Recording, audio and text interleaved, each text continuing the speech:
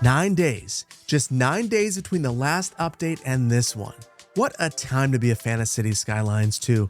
Nice job to Colossal Order for the surprise. Now, whereas the last update gave us an under-the-hood revamp of the economy, today's update gives us new content. Content that many of us desperately wanted.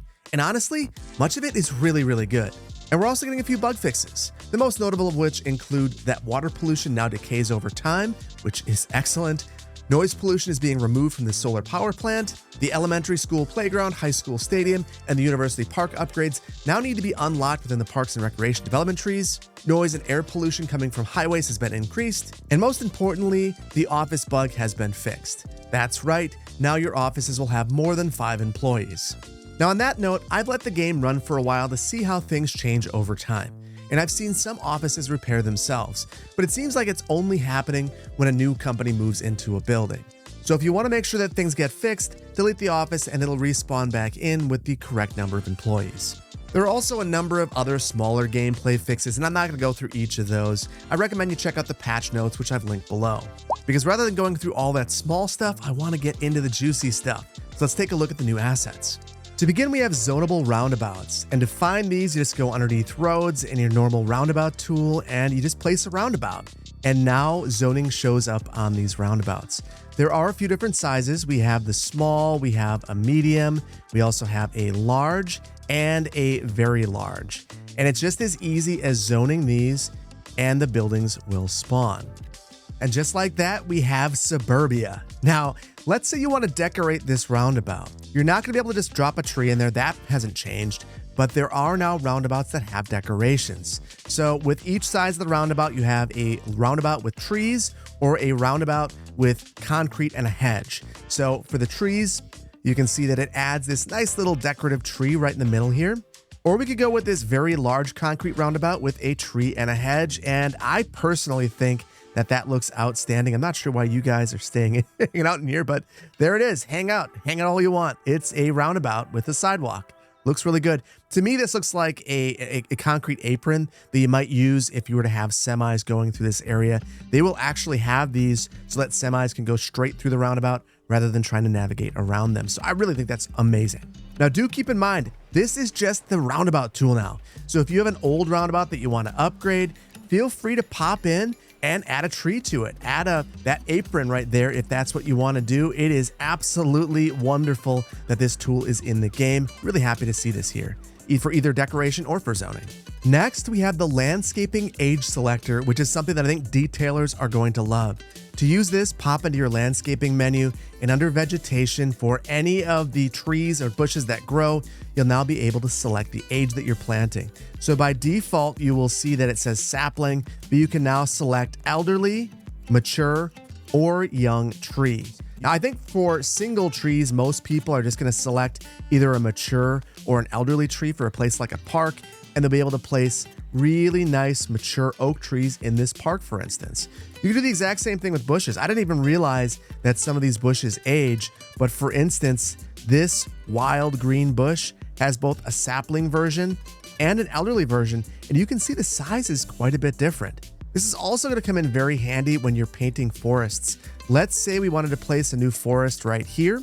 We can now select a variety of ages and then select our tree and brush a really nice forest with a variety of ages of trees. Now, this is a step in the right direction. There's really only 2 more things I want to see in the landscaping tools. That's a line tool and the ability to select multiple trees at once when you're using this forestry brush. But in general, the things that you can do in vanilla right now are absolutely amazing. Next, we have another great detailing tool, a vanilla surface tool. So for this one, again, you go under landscaping and we have a new tab right here called surfaces. And all of the vanilla surfaces are right here. You can just click on it and draw a surface just like you would a district, which is outstanding. But you can do more with this. If you have this tool selected, you can also grab any surface that is available in the game and stretch it out and create unique parcel shapes, for instance. Now, I know that this is really a polarizing topic. Some people think that this looks terrible, but for me, I'm gonna be honest with you, I really like it. And it's one of the things that I think makes Cities Skylines 2 really special. The ability to use these surfaces and create custom lots and custom parks, it's super cool. And I can see the direction this tool is heading in, and I'm super excited about it. And look at that. just outstanding. Now, even if you don't like this tool, I do think that there are going to be a couple of instances where maybe you are interested in playing with it. For instance, we have things like this parking lot right here that just kind of have weird edges. Maybe being able to pull the surfaces out makes a lot of sense. Same thing with parks. I've actually pulled this one out already, and I took the surfaces and extended it from just the park to outside the park boundary. So this entire area feels like it's part of the park. Another place where you can see this happening, right here, we've got this police station. Imagine just pulling this over. So this feels like it is part of the police station lot. That is the power of this surface tool. You can make parcels that are bigger than just the asset, which is outstanding. Now, one thing I want to keep in mind or make you aware of, there's still a little kind of a finicky bug, or maybe it's just the functionality of this. If you take a surface and you bump it into a building, it's an overlapping item and it will immediately get rid of that building. But all in all, I'm really happy to see this tool make its way into the vanilla game, because it means that console players are going to have access to this. And this is one of my favorite parts of City Skylines 2, and I have a feeling that a lot of console players are going to like it as well. And then finally, we have the thing that I think most people are going to be the most excited about, and that is a whole bunch of new city service assets. So we're starting out here with the small water tower, and this is a small water tower, an attractive little asset, fits really nicely into a small town, and it is considerably smaller than the water tower that comes in the vanilla game. It is about half the height, it's about half the cost, and it's about half the capacity. It also has no upgrades. Like many of these new city service buildings, they have no upgrades, with a couple of exceptions that I will point out as we get to them. But I think it's a really great asset, and it actually makes the water tower viable in smaller towns. I've always thought that this one was a little tough to use because of the cost relative to the water output. Next, we have a really lovely small medical clinic. This is relatively inexpensive, $26,000 per month, has 6 employees and 3 ambulances. And look at the size of this building relative to the medical clinic that came with the vanilla game. This clinic costs twice as much, has 2 additional ambulances, and a ton of additional employees. That said, this small medical clinic has no upgrades. So what you see is what you get. It's never getting bigger. This is all that it will ever be. But again, this asset fits beautifully into a small town, and I think it's just a lovely little asset. Really like the way that this one looks. Next, we have 2 new elementary schools, and I have a feeling that people are going to love these. First of all, the assets are absolutely beautiful. We've got this small elementary school, 400 student capacity, and a cost of $31,000 per month. This does have upgrades, both of these do. The upgrades for the small elementary school are at extension buildings. So we have this extension wing. This costs $1,000 per month in building upkeep, but do know that this adds 5 additional employees on.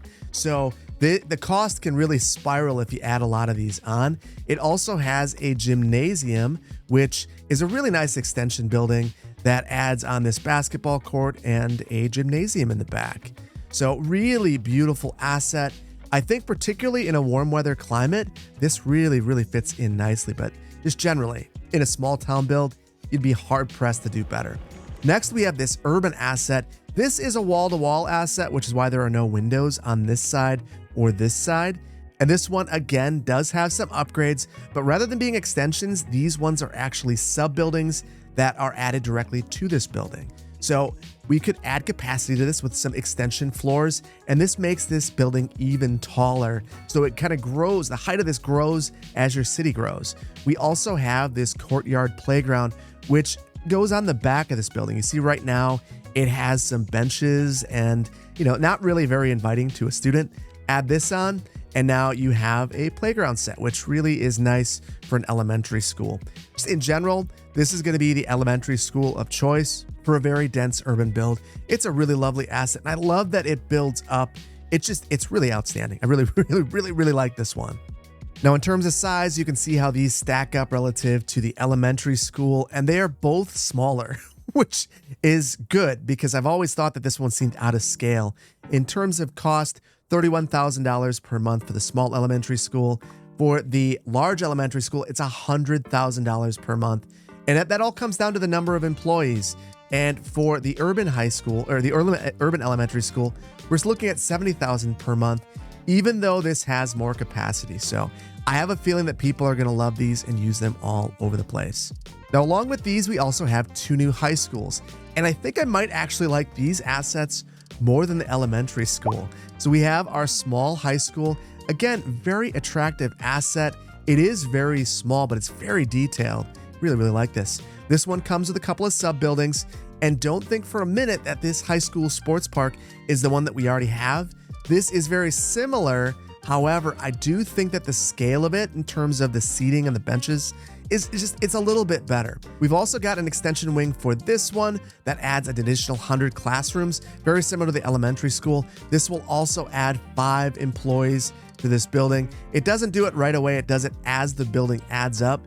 But again, that is where the cost of a building actually comes from, the wages of the employees. So just keep that in mind.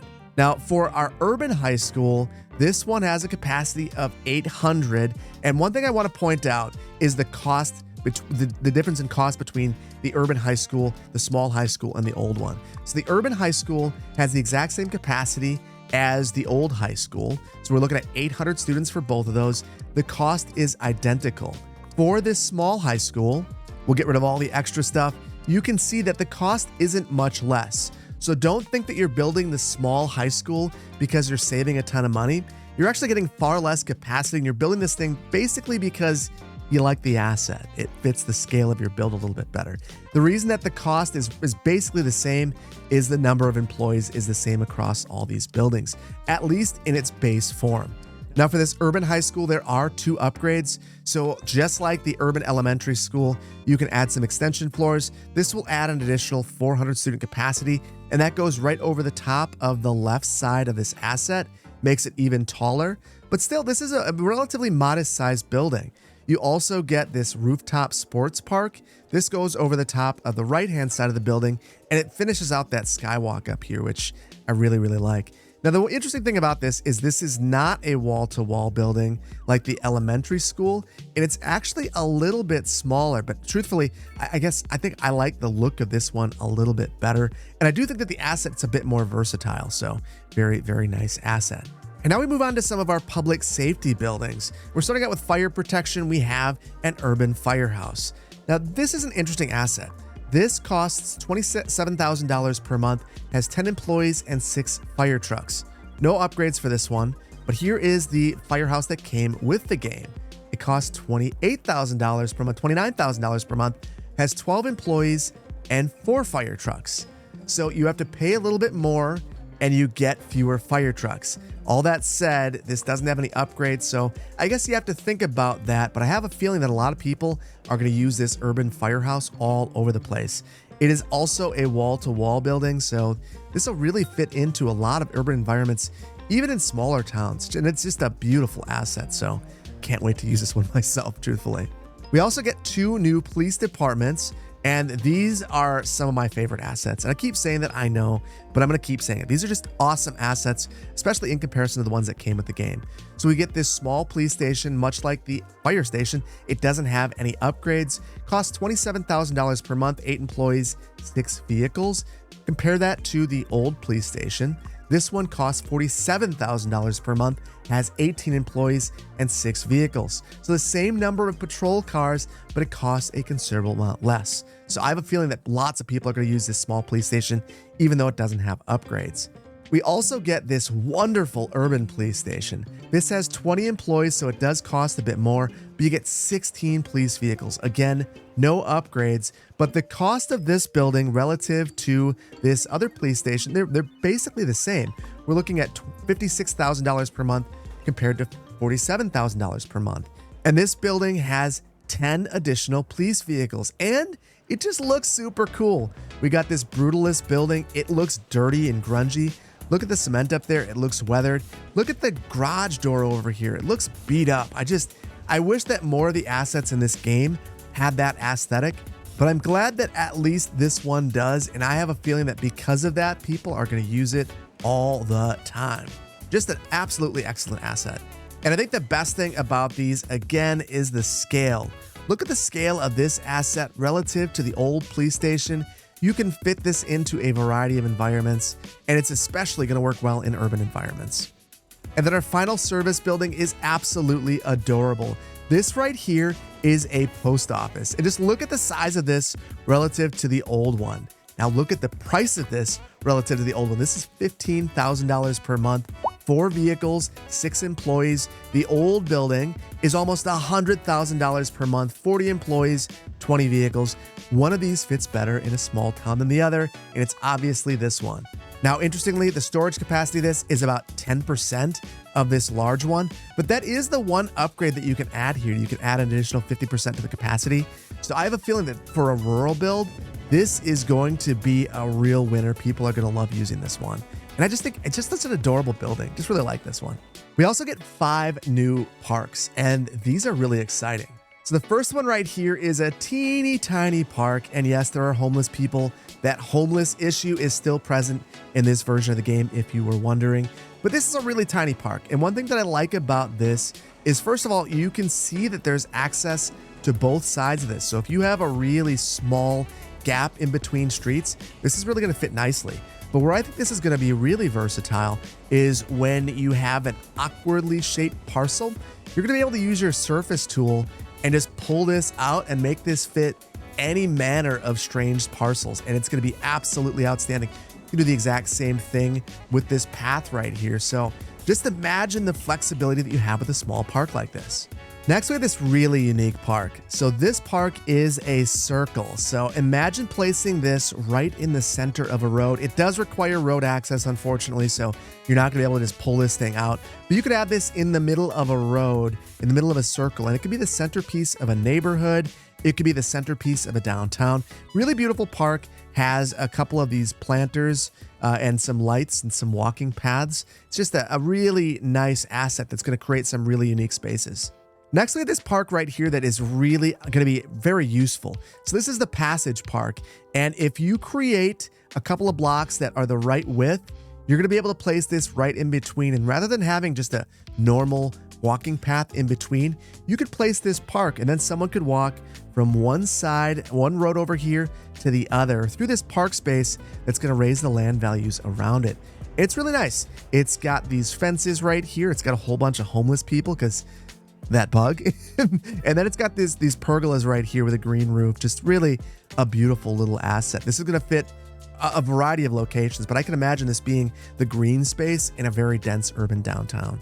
Now, right here is my favorite of all of the parks that come with this patch, and it is this hedge park. Now, it's not a really exciting park by any means. It's just a park with an amphitheater and some hedges. But the things I like about this are that it doesn't have fences, which is something that in the meeting I have a Colossal Order, I specifically called out. Too many of the parks have fences. This one doesn't, but it also has these little paths sticking out right here. And you can see that I've taken one of these and I've attached it to the side of the road. This is something that you could do all the time in City Skylines 1, and we can finally do it in City Skylines 2 with this park. So I really hope that more of the parks adopt this design language, because reasonably it's really a versatile asset. Now, one thing I'd love to see, there is just this version. I hope that in the future, maybe there's a park similar to this where we have different variations like we did in City Skylines 1 near the end of its life, where rather than having amphitheater, maybe you have a dog park, maybe you have a playground set, maybe there's nothing there, but still, this is an excellent asset, and the direction that it's heading in is great. And then our final park is this multi-purpose park, and the name is not a lie. It does a whole bunch of things. It's got a skate park right here. It's got a little seating area where you could check out a food truck. It's also got a little pavilion right here so you can check out a show. In the back, it's got a nice little dining area next to a permanent food stand. And then we've got a community garden right here. So I can imagine this being the centerpiece of a neighborhood or in a small town, kind of being a fairgrounds or something similar. Really nice asset. You'll also notice that there are paths all the way around, which means that it's a relatively versatile asset. But again, this has to be on a road. I really hope that at some point in time, that requirement is removed, because it really takes some of the utility of these parks and makes it a little bit less, but still you can do a lot with this. You don't have to place it directly on the road. You could turn off road snapping and again, back it up a little ways, make it look a little bit nicer, and then use your surface tool to really make this a special place. So we're getting there. We're getting there, folks. We also get 6 new parking lots. Now, the exciting thing about all of these is that they are unmanned, so you don't have to worry about the wages for any of these. That also means that you can use them in a variety of creative ways. So this first one is a motorcycle parking lot. And if you have a neighborhood with lots of motorcycles, get them off the street, get them in the motorcycle parking lot. Perfect for a really dense urban area where maybe you have a lot of mopeds or Harleys, whatever suits you, whatever floats your boat. Next, we have this little tiny parking lot. This is going to be really useful near row homes. I can imagine placing this right in between and not having a bunch of street parking and having all the cars in these little tiny parking lots. These are also going to fit a number of awkward gaps in dense urban environments. I really like this one as well. This modest parking lot is very similar. This will fit a variety of dense urban environments. The one thing that's unique about this is because it has the planters on the front and the back, you're not really going to be able to link these together. Also, the way that the way that you enter the parking is a little bit strange, but I think that there's going to be a lot of utility for this one as well. Now, the one that I'm a little bit, this is going to be an edge case use for me. I'm not 100% sure how I would use this one just yet, but it's the canopy covered parking lot. I imagine this one being used kind of maybe like I guess I would imagine this being a charging station, but there are no electric charging units in here. So maybe at an apartment complex or something like that, I'm sure you'll find a use for it, and it's nice to have options. Now we go from what I think is the least useful parking lot to the most useful one. So this is the long parking lot, and I have a feeling that people are going to use this one all the time. This is the perfect parking lot to make a large parking lot. So behind me, I've actually created this strip mall. Just added a whole bunch of these parking lots, used some of the alleyways, and you're able to make the perfect strip mall. Now imagine also using some of those surfaces to extend this out and have just a gigantic asphalt parking lot. I understand suburban hell, but still it exists, and I'm glad I can build it in the game. Now for our final parking lot, it's one that I had to really think about how you would use it. It is this wide parking lot. Now, the weird thing about this one is that you enter it from the top over here and the bottom over here. So the two uses that I've thought about for this parking lot are like right here, we've got a couplet. So we're going one way right here and one way down the other. And you have the parking in the center, and I've removed all street parking. So that gives us trees on one side here, wide sidewalks that you can imagine are maybe used for street cafes. And then we get our parking in the middle, which really kind of centralizes all of that, creates only two conflict points rather than having a whole bunch with all that street parking. The other way that you could use this is to reverse the buildings, have alleyways where the street is, and then have all the parking behind the buildings. And the advantage of that is you could have a pedestrianized front then and kind of hide all the cars. The cars are not attractive. We don't want to see the cars. What we want to see are the buildings and street life, and this parking lot provides that option. So I think it, again, is a great addition to the game. And now we get to some really fun stuff. We're going to start looking at transit. So right here, we've got the small bus station and the bus station. The small bus station costs $26,000 per month, has 4 bus bays and 0 employees, which means that it's really inexpensive. And you can use this in basically any size city.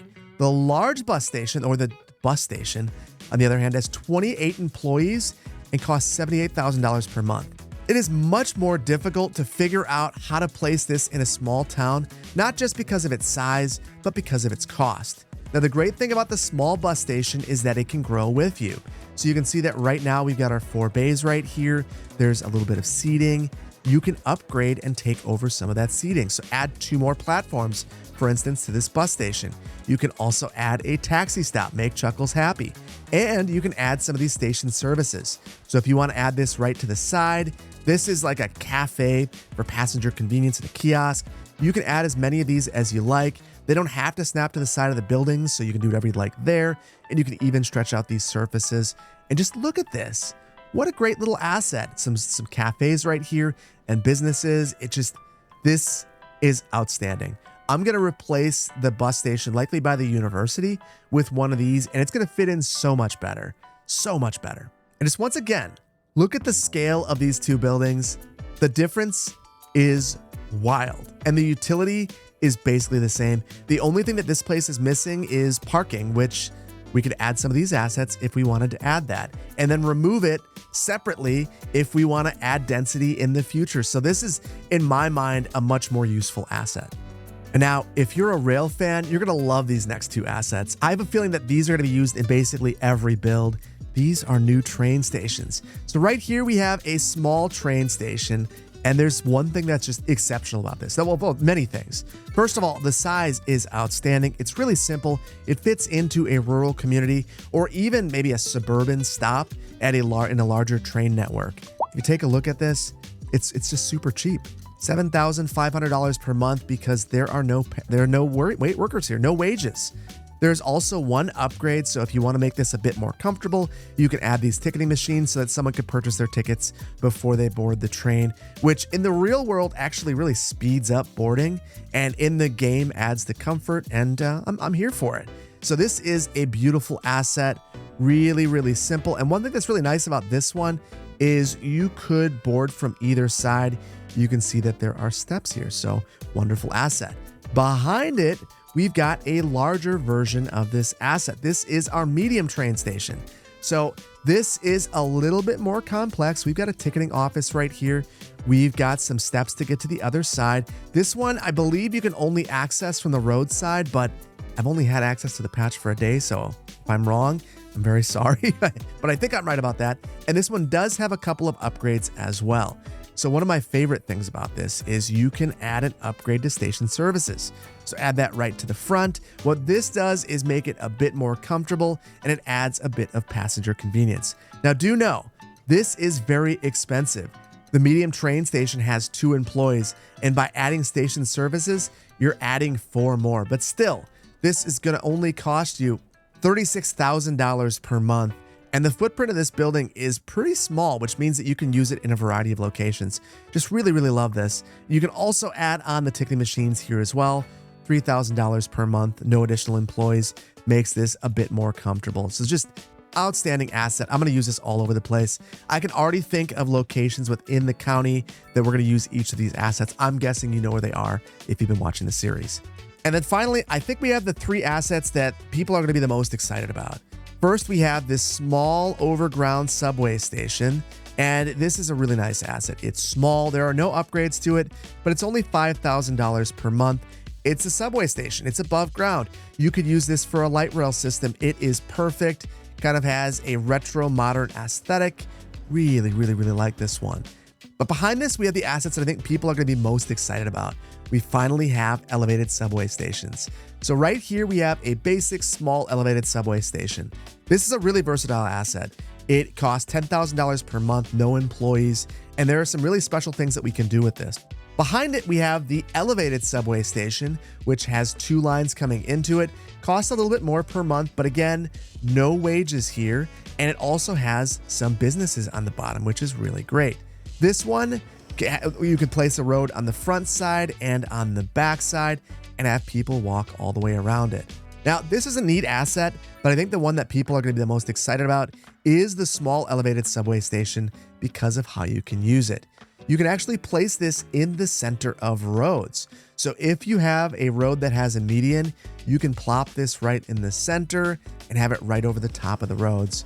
So this is going to have so many uses. Now, do know, I've seen a couple of bugs with this that I'm guessing will get resolved at some point, but right now they're there. The first one is that we have our crossing behind the actual access to this subway station. Not a big deal, but I think the bigger bug is that if you try to place this on any road that isn't the 4-lane road with the median, it just doesn't work. It ends up not connecting to the road. So it'll actually happen. I could take this and place it on this 6-lane road or the 8-lane road. It just won't work. So that's a bug that I'm guessing will get resolved over time. Now, there is another way that you can use this though. You can snap it onto the side of a road, and there's a lot of opportunities here as well. So one of the things that you could do is add a road to the front of this and add businesses, which I think is a really unique opportunity. And those go right underneath there. When we have some new assets that are maybe a little bit taller, maybe butt up to the top of this, it's going to be really, really cool. And you can also use the new surface tool to wrap this around. And I've even seen people walking through here with the surfaces in place, which is really, really neat. And lastly, one final thing that I almost forgot about, we have some new vehicles. Now I want to show you my favorite one. We've got this new train that is absolutely stunning. It looks a lot like an Amtrak. Look at that shiny body. Look at that beautiful train engine. I'm not a train person, but even I can appreciate just how great this looks, how much better it looks than the ones that came with the game at launch. And just in general, how nice it looks. Now, do know that to get this to appear in the game, I had to delete my existing route on this line and redraw it. There is not currently a way to change the train that's on your line. That's how you get it to show up, and I think it looks wonderful.